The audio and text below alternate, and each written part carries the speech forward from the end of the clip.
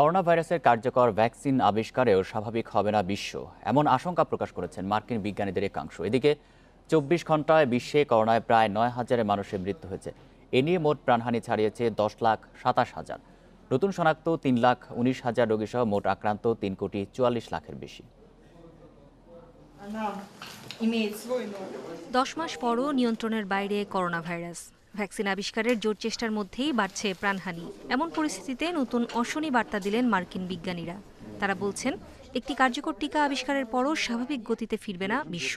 আগামী বছরের মার্চের শেষ বা এপ্রিলের শুরুর আগে করোনার ভ্যাকসিন সবার কাছে পৌঁছানো সম্ভব নয় বলে জানিয়েছে মার্কিন ওষুধ প্রস্তুতকারক প্রতিষ্ঠান মডার্না। এদিকে বিশ্বে একদিনে ৩,১৯,০০০-এর বেশি মানুষের শরীরে শনাক্ত হয়েছে ভাইরাস। প্রাণ গেছে প্রায় ৯,০০০-এর। ওয়ার্ল্ডোমিটারের হিসাবে শুক্রবার সবচেয়ে বেশি ৩,০০০-এর বেশি মানুষের মৃত্যু হয়েছে আর্জেন্টিনায়। এরপরই অবস্থান ভারতের। দেশটিতে একদিনে মারা গেছে প্রায় ১১০০ জন। এ নিয়ে মোট প্রাণহানি ১ লাখের কাছাকাছি। ভারতে ২৪ ঘন্টায় শনাক্ত হয়েছে ৮১,০০০-এর বেশি। যুক্তরাষ্ট্রে নতুন করে মৃত্যু হয়েছে ৯০০-র বেশি মানুষের। এ পর্যন্ত সেখানে মারা গেছে ২,১২,৫০০-এর বেশি মানুষ। নতুন ৪৭,০০০ শনাক্ত নিয়ে যুক্তরাষ্ট্রে মোট আক্রান্ত প্রায় ৭৫ লাখ। এদিকে করোনা পরিস্থিতি খারাপ হওয়ায় স্কুলেই করোনার নমুনা পরীক্ষার ব্যবস্থা করেছে নিউ ইয়র্কের গভর্নর। যুক্তরাজ্যের আরও ৪টি এলাকায় কঠোর বিধিনিষেধ আরোপ করেছে ব্রিটেন। ইতালিতে ৬ মাসের মধ্যে সর্বোচ্চ সংক্রমণের ঘটনা ঘটেছে বৃহস্পতিবার। ২৪ ঘন্টায় দেশটিতে শনাক্ত হয়েছে ২,৫০০-এরও বেশি মানুষের দেহে। প্রাণ গেছে ২৪ জনের।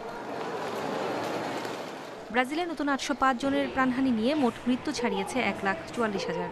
দেশটিতে নতুন করে সংক্রমিত হয়েছে ৩৫,০০০-এর বেশি মানুষ। সংক্রমণের দিক থেকে চতুর্থ অবস্থানে থাকা রাশিয়াতে ২৪ ঘন্টায় প্রাণ হারিয়েছে ১৬৯ জন। অক্টোবরের ৫ তারিখ থেকে ৩০ ভাগ কর্মচারীকে বাড়ি থেকে কাজ করার নির্দেশ দিয়েছে মস্কোর মেয়র। রুশ ভ্যাকসিনের পরীক্ষামূলক প্রয়োগ শুরু করেছে বেলারুশ সরকার। হাঙ্গেরিতে আরও ১ মাস বাড়ানো হয়েছে সীমান্তে আরোপিত নিষেধাজ্ঞার মেয়াদ। নিউজিল্যান্ডের সাথে আংশিকভাবে যাতায়াত চালুর ঘোষণা দিয়েছে অস্ট্রেলিয়া সরকার। অন্যদিকে সাউথ আফ্রিকাতে খুলে দেওয়া হয়েছে সব ধরনের বিমান ফ্লাইট। নূরে জান্নাত, ইন্ডিপেন্ডেন্ট নিউজ।